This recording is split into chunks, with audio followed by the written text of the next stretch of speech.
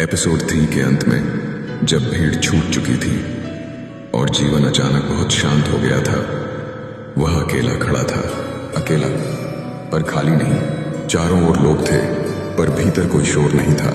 पहली बार उसे अपने ही भीतर की आवाज साफ सुनाई दे रही थी। यहीं से एपिसोड 4 शुरू होता है। अब उसके मन में एक नया प्रश्न जन्म लेता है जो पहले कभी नहीं आया था।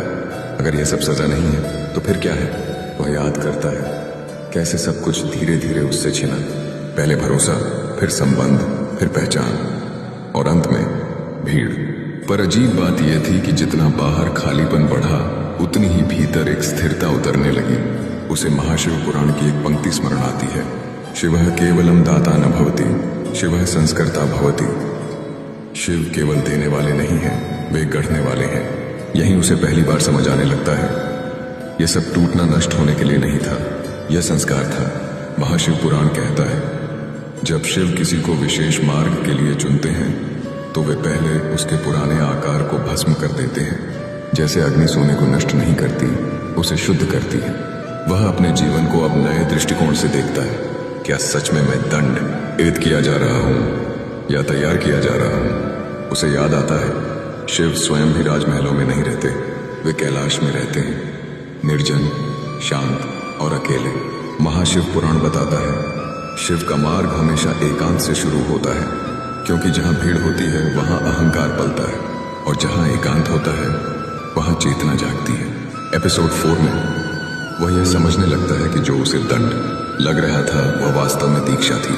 दीक्षा जिसमें कोई गुरु सामने नहीं होता, कोई मंत्र कान में नहीं फूंका जाता, बस जीवन आता है और तोड़ता चला जाता है।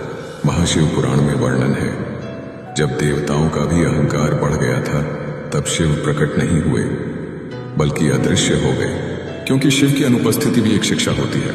उसे समझ आने लगता है जब महादेव मौन हो जाते हैं तब असली साधना शुरू होती है। अब वह अपने कष्टों से लड़ता नहीं, उन्हें देखता है, समझता है। हर ठोकर में वह एक प्रश्न नहीं, एक संकेत खोजता है, यह मुझे क्या सिखाने आई है?